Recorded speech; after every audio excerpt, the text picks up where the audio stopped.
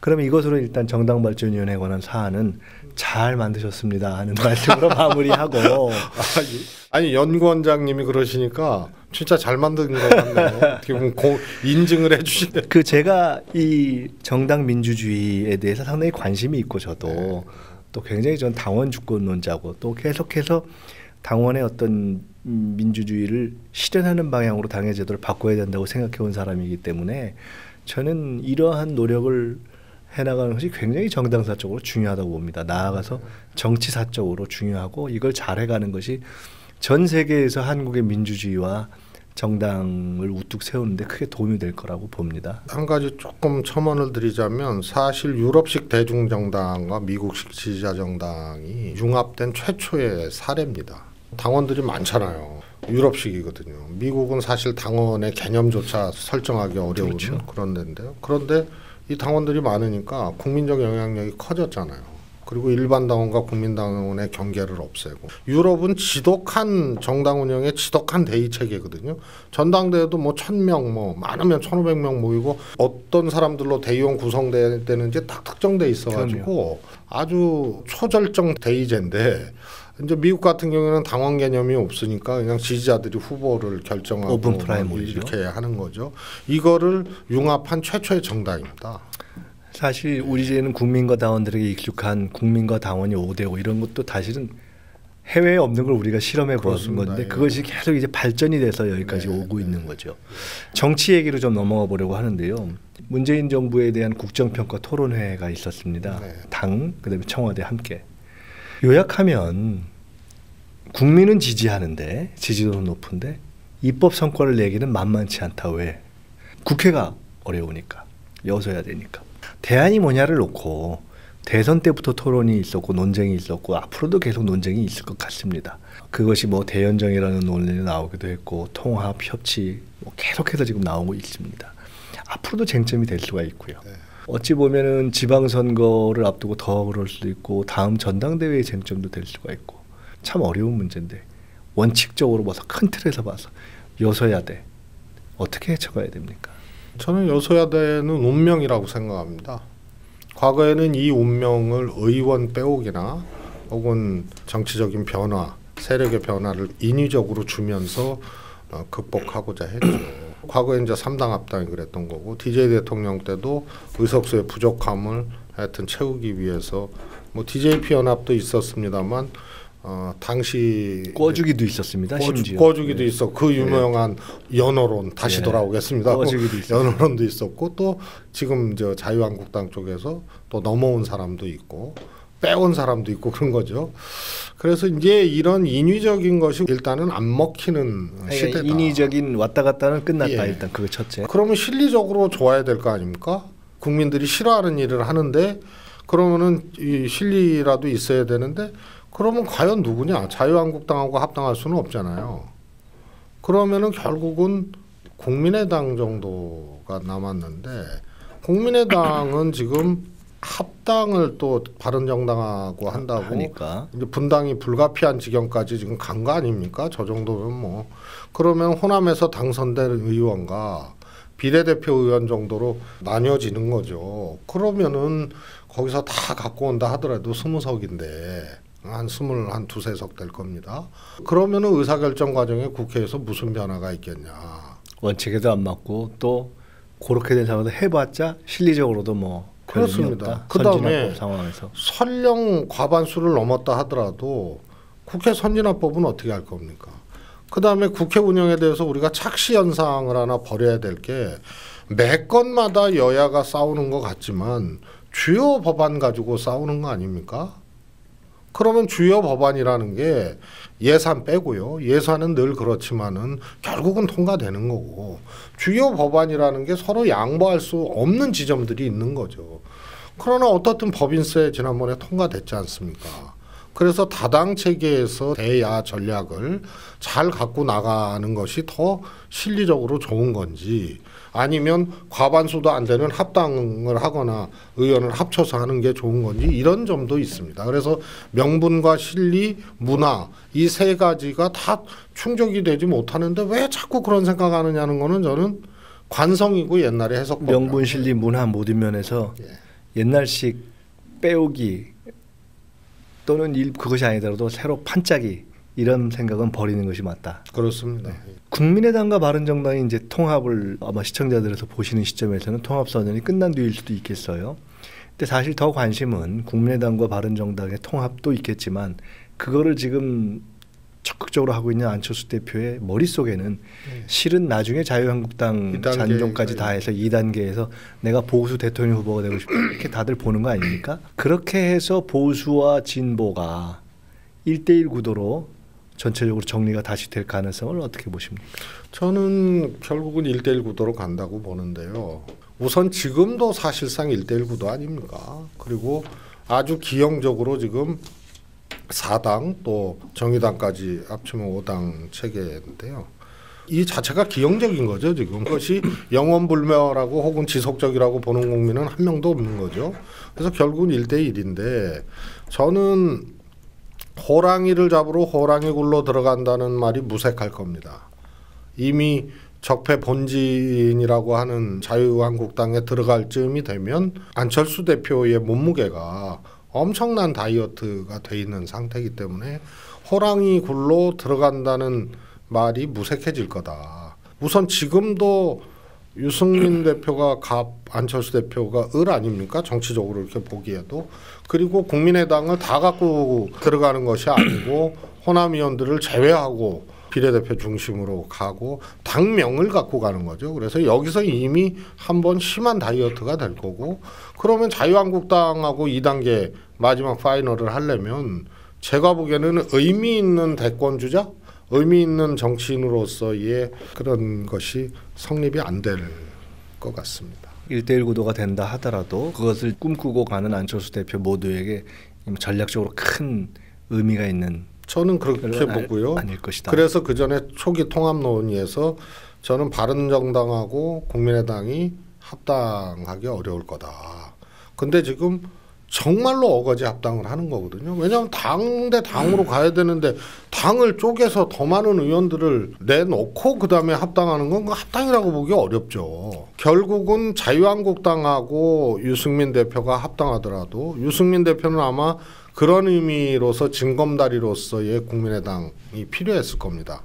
바로 자기가 뛰쳐나왔던 당으로 바로 갈 수 없으니까 유승민 대표는 징검다리가 필요한 거고 안철수 대표는 2단계 통합을 통한 호랑이굴 들어가기. 뭐 사실은 둘 다 징검다리가 필요한 거죠. 그렇죠. 엄밀한 의미로 그렇죠. 그리고 안철수 대표는 솔직하게는 정말 안 되면 혼자라도 가고 싶을 겁니다. 어떻게든 자기는 지금 국민의당 그 포지션을 갖고 다음에 의미 있는 대통령 후보가 되기는 어렵다고 생각하는 거니까. 그게 이제 착시죠.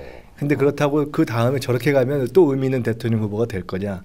저런 걸 보고 고생 많이 해서 이제 별로 남는 건 없다. 우리가 이렇게들 보죠. 그렇죠. 먼 길을 돌아서 제도권 밖으로 가거나 뭐 이럴 가능성이 커진 거죠. 그럼에도 불구하고 국민의당과 바른정당이 그 통합을 하고 그 세력이 자유한국당과 뭐 적절한 방식의 연대를 해서 어쨌든 지방선거 때 1대1 구도를 만든다.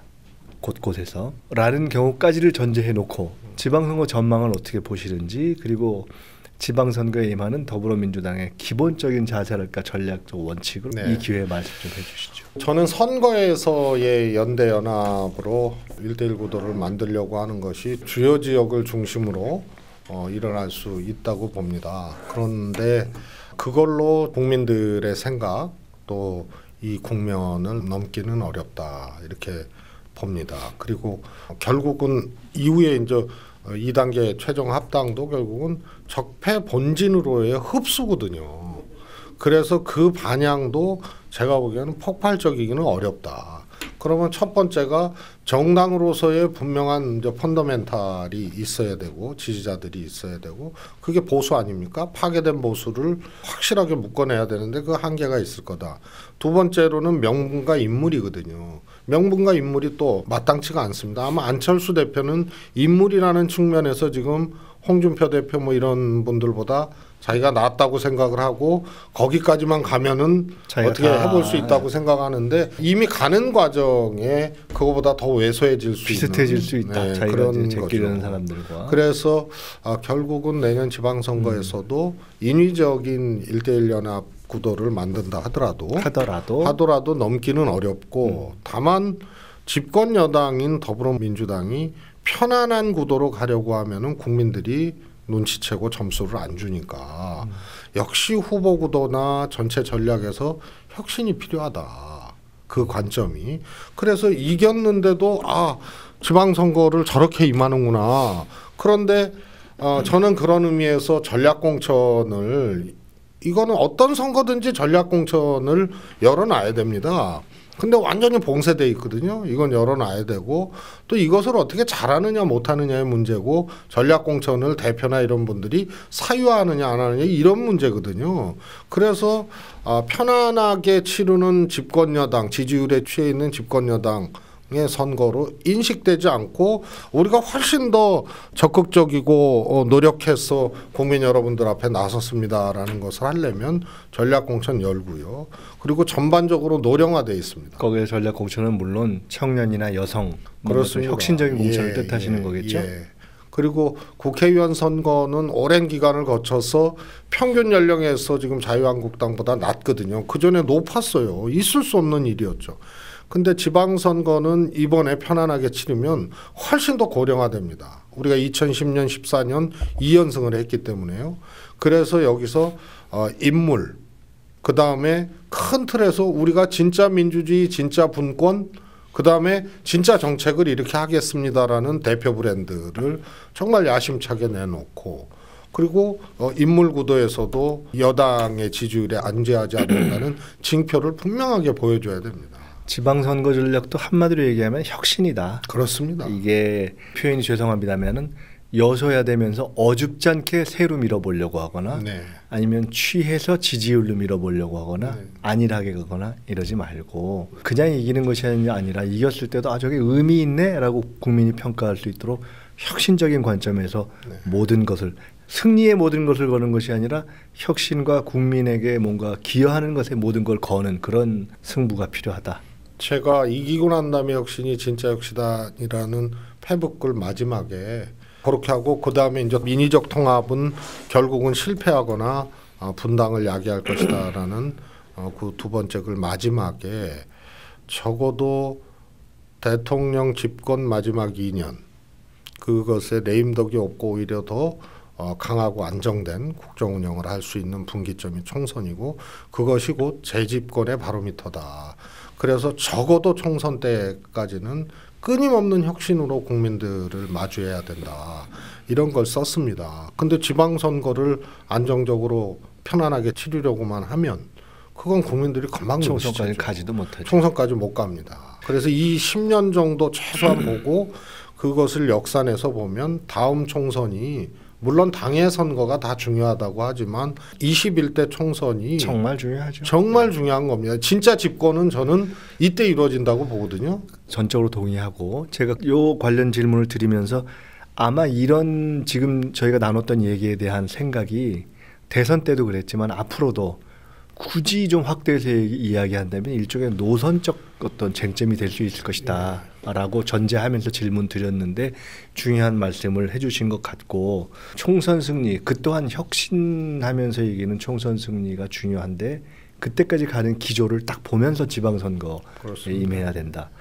대선 때는 영입을 하셨고 총선 때도 영입을 하셨고 자타가 공인하는 정무기획 감각을 가지고 있어요. 최재성의 정무적 기획 감각의 원천은 어디서 나옵니까? 우선 조금 뭐 오해도 있고 또 동의하지 않으시는 분들도 꽤 있으실 텐데요. 저는 개인 욕심을 안 부렸던 것 같아요. 그러니까 상황 자체를 나름대로 객관적으로 이렇게 볼 수 있었던 그런 특징적인 환경이 있었고요. 그 다음에 모든 공부와 모든 트레이닝이 그렇듯이 계속 고민하는 거죠. 그러니까 쉬지를 않았던 것 같아요. 그러니까 어떤 현상이나 현안 하나가 발생을 해도 이제는 어떻게 보면 자동 반응으로 그걸 분석하고 또 상상하고 또 좋은 대안을 찾게 되는 이런 과정들이 거의 뭐 매일 진행되다 보니까 뭐라 그럴까요? 규모의 경제 비슷하게 일정 어느 지경에 간 거죠 이제. 그렇게 된 것 같습니다. 정치를 하다 보면 또 정치권에서 이렇게 보다 보면 어떤 일을 할 때 일 중심으로 하는 경우, 또 늘 그거 할 때 자기 사각 끼는 경우, 또 어떻게 보면 늘 사람을 또 배려하는 경우, 뭐 여러 가지 경우가 있는데 공적인 어떤 일과 성과를 추구할 때는 가급적 뭐 정치하는 사람이 왜 사적인 목표와 이런 것이 없겠어요. 근데 그것을 얼마나 절제 있게 이렇게 배치하고 뒤로 하느냐가 참 중요한데 그런 점에서 일정한 성공이 있었다고나 할까? 뭐 그런 거 아닌가 싶기도 하고 늘 어떤 여러 가지 할 때 마지막에는 사적 판단이 끼는 경우는 대부분 보기가 안 좋아지죠. 네. 불출마, 호위무사, 기획, 영입, 권리당원, 직접민주주의.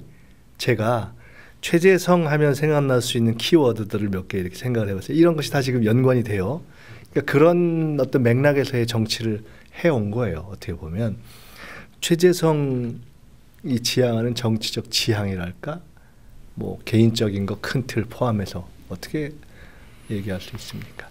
정당 정치를 통한 아주 상식적인 시스템들이 작동하는, 그래서 사람의 선의에 의존하지 않는 그런 정치 시스템이 굉장히 중요하고 그 속에서 정치를 하면 퍼펙트하지는 않겠지만 만사가 형통이 되지 않겠나 그런 아주 뚜렷한 생각을 갖고 있습니다. 그래서 저는 정당 정치론자입니다. 그런 거에 대한 제가 개인적으로는 생각이 굉장히 유사하기 때문에 공감의 폭이 좀 넓은 것 같아요. 근데 제가 지금 말씀을 드리면서 생각 드는 거 하나가 과거에 당내에서 이런 표현을 우리가 좀 많이 씁니다. 김대중을 잇겠습니다. 또는 김대중과 노무현의 뒤를 잇겠습니다. 아주 좋은 얘기죠. 의미 있는 표현이에요. 더 나아가면 김대중, 노무현, 문재인의 뒤를 잇겠습니다. 뭐 이런 표현이 있을 수도 있을 것 같아요. 그런데 그런 것조차도 조금 달라지는 거 아닌가 라는 것에서 지금 권력을 생성하는 주체가 국민이 되고 당원이 되고 뭐 이렇게 되잖아요. 자, 옛날식으로 본다면 친노가 세다, 뭐 친문이 세다, 그 다음에 뭐 당내에는 뭐가 주류다, 이런 식의 프레임이 있지 않습니까? 근데 지금 최재성식으로 해석한다면 이제는 그런 것도 뛰어넘어서 당내 정치와 구도의 프레임이 뭔가 기존에 생각하는 그런 친 누구, 뭐 친 DJ, 친노, 친문 이런 것이 아닌 무언가 다른 프레임으로 변하는 정치의 시대가 열릴 것이고 가고 있고, 또 지금 외연적으로는 그렇게 보인다 하더라도 본질은 뭔가 다른 것이고, 지금 추구하는 정당 발전의 상도 이 잘 되면 당에서의 어떤 논쟁 구도, 정치적 구도의 프레임 자체가 종래 우리의 프레임과는 다른 프레임으로 가는 길로 우리가 가고 있는가 하는 생각이 드는데, 제가 지금 질문은 좀 30점짜리로 드렸지만 답은 분명히 90점짜리로 할 수 있을 것 같아요. 어떤 정당 구도의 프레임, 당내에서 아까 지향하는 정당 정치를 한다면 당이 바뀌어갈 것 같습니까? 또 바뀌어가야 합니까? 역시 이것도 시대 흐름과 주권자로서의 국민 지지자의 실체, 역시 이제 문명적 상황 속에서 정당의 구조, 또 경쟁 구도, 과거의 개파나 원칙 없는 경쟁에 대한 극복, 이런 것들이 살펴져야죠. 저는 한 우산 속에서의 경쟁이 제도적으로 이번 혁신안이 통과되면 마련될 텐다. 한 우산 속에서의 경쟁. 과거는 한 우산 속의 경쟁이 아닌가요? 그럼요. 예를 들어서 여차하면 나가는 자기 우산이 이 보스일 수 있고 저 보스일 수 있고 여러 우산을 그렇습니다. 같이 쓴 경쟁이었다. 그리고 문재인 대통령의 우산도 사실 그거를 한 우산으로 할 수 없는 게 4년 반 남은. 그럼 한 우산 속에서의 경쟁에서의 우산이라는 것은 소위 얘기하는 친문, 그런 의미의 그것도 아니다. 아닙니다. 정당 정치라는 어떤 뭔가의 큰 틀, 그 우산이다. 저는 당원과 지지자라고 보거든요. 당원과 지지자라는 우산 속에서의 당원과 경쟁. 지지자, 그다음에 국민인데요. 특히 정당 내에 제도화되는 거는 당원 지지자죠. 근데 이 숫자가 엄청 늘었단 말이에요. 그리고 거기를 관통하는 거는 수평적이에요. 그러니까 친문이라 하더라도 대응을 잘못하거나 정치적 입장이 다르면은 비판하거든요. 그래서 무조건 용인되지가 않아요. 그렇죠. 그래서 이거는 새로운 당내 질서의 탄생을 예고하는 거죠, 사실은. 그러면 그 다음에 대안이 뭐냐? 이것을 제도화시켜서 당원과 지지자라는 한 우산 아래서 경쟁하게 하는 거고요. 그 틀을 이번에 제시를 한 겁니다. 어찌 보면 그게 우리가 늘 교과서에서만 이야기했던 개인과 계파 중심이 아니라 정책 중심의 정당 그렇습니다. 또는 노선 중심의 예, 정당으로 가고 있는 거죠. 그렇습니다. 그리고 그것을 누가 지탱하느냐?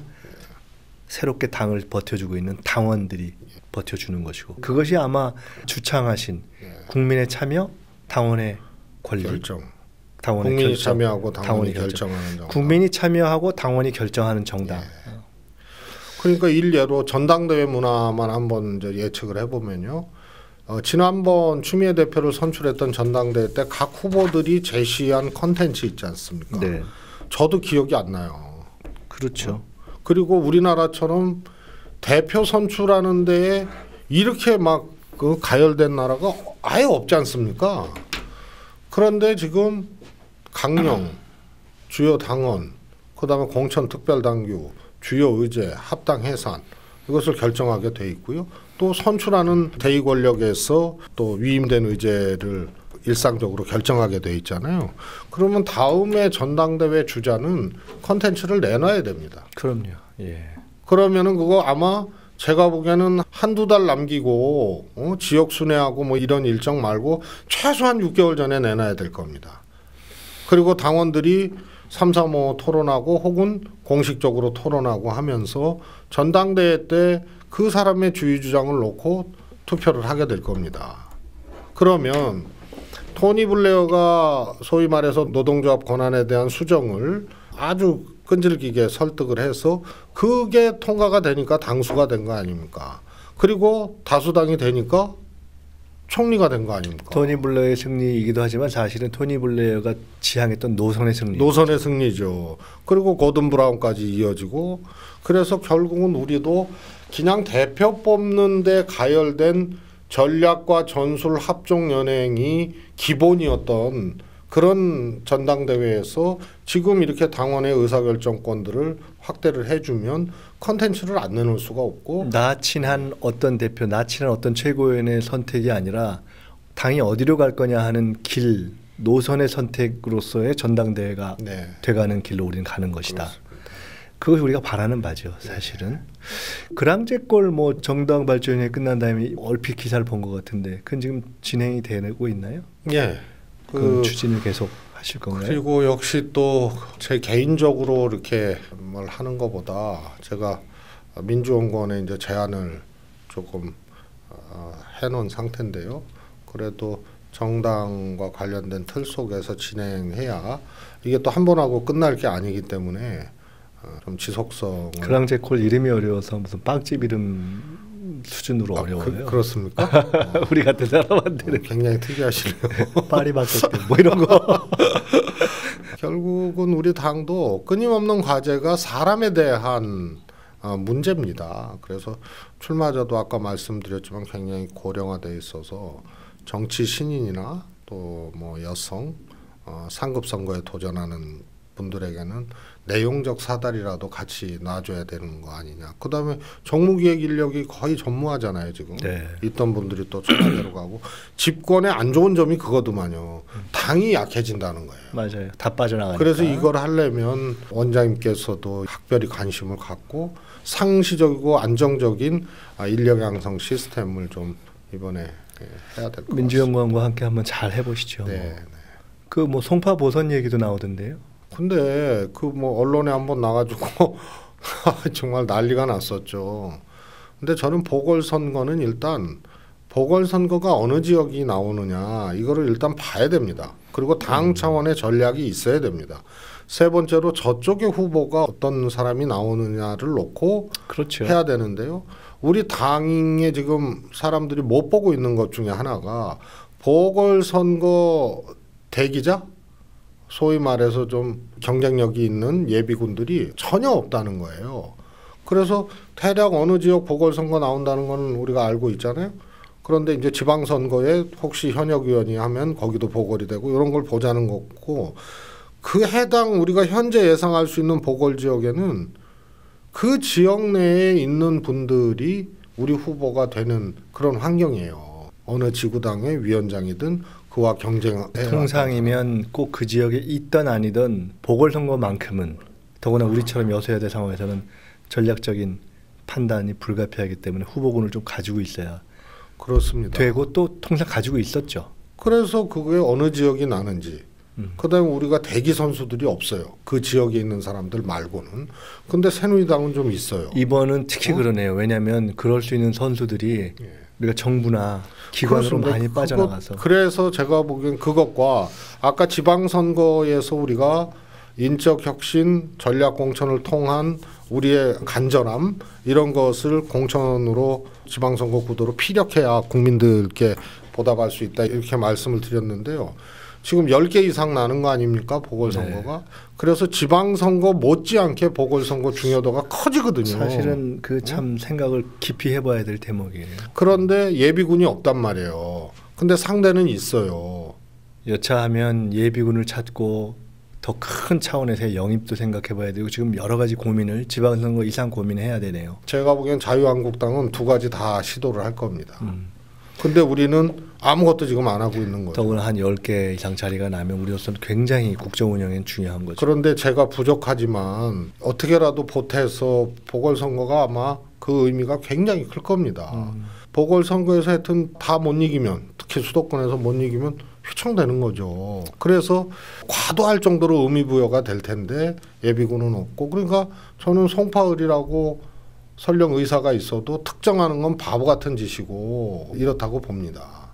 그래서 그거는 전체 구도를 놓고 상대 전략을 놓고 그다음에 가라 그러면 가야죠. 당의 입장에서는 사실은 당연히 그렇게 몇 군데씩 나올 텐데 아주 중요한 후보군의 하나로 생각하고 이번에 뭐 안희정 지사도 불출마 얘기가 있었습니다만은 하여간 또 특정 개인을 떠나서 보궐선거 전체에서 여소야대 상황을 우리가 돌파해가기 위한 유력한 후보군들을 가지고 있어야 한다. 어떻게 보면 당이 더 고민해야 될 대목입니다. 이거는 사실은 우리 최 의원님께 여쭤보기도 하지만 당신 생각 있어? 이렇게 물어보는 건 사실은 두 번째 그렇습니다. 질문이죠. 예. 당이 어떻게 할 거냐를 판단해야 되죠. 그런 의미에서 안 지사님도 네. 지사 3선을 안 하시겠다고 그제 말씀을 하셨는데 보궐선거 문제는 정당인이라면 또 보궐선거 의미에 대해서 그 중요성을 인정한다면 그거 닫아놓으면 안 됩니다. 이제 안 지사께서 저도 그래서 그 인터뷰를 어떻게 하셨는가 재확인을 좀 해봐야 하는데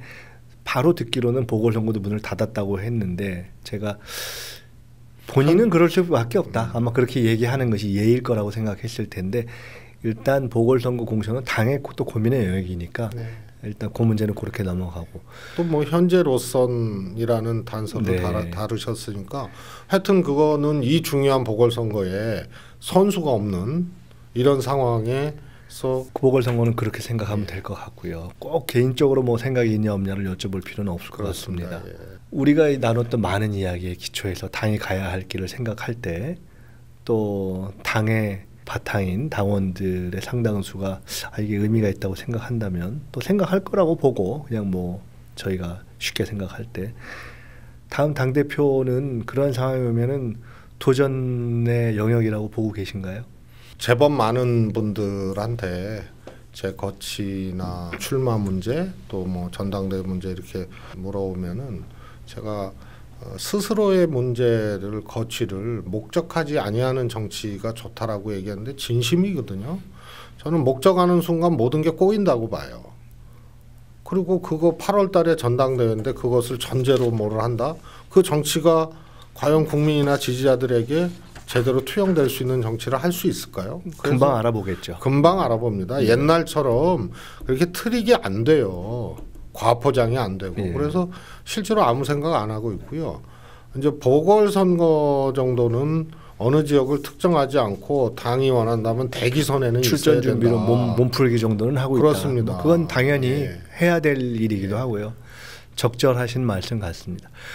문재인 대통령이 가장 어려울 때 지키시기도 했고 당에서 여러 가지 마음속에 생각이 있을 텐데 역사적으로 볼 때 뭐 개인적으로 이렇게 나중에 쭉 남아서 또 이 정권이 지속되는 동안 문재인 대통령과는 어떤 관계를 가진 입장에 서고 싶습니까?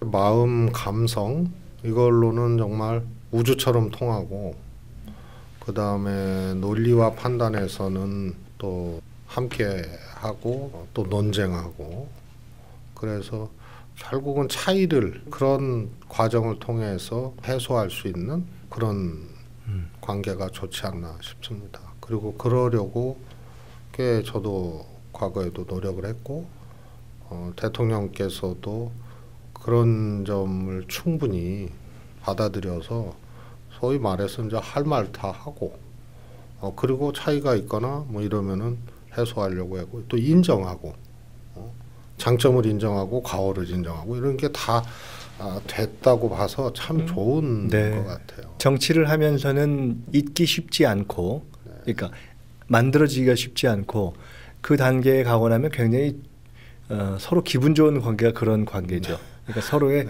생각의 바탕을 이해해서 그것에 기초해서 얘기를 나누고 뭐 조금 아닌 것 싶으면 그것도 뒤에 뭐 자락을 깔지 않고 편하게 이야기할 수 있는 뭐 저는 그러한 관계를 어느 정도 도달도 했고 또 그런 관계를 가지는 것을 지향한다는 것으로 저로서는 이해를 하겠습니다. 뭐 제 해석이 크게 틀리지 않다면은 오늘 참 좋은 말씀 많이 나눴고요. 오늘 정당 발전의 이야기를 나눴는데 저로서는 뭐 평소에도 제가 우리 최재성 의원님을 좋아하지만은 와닿는 이야기들이 몇 가지 있었습니다.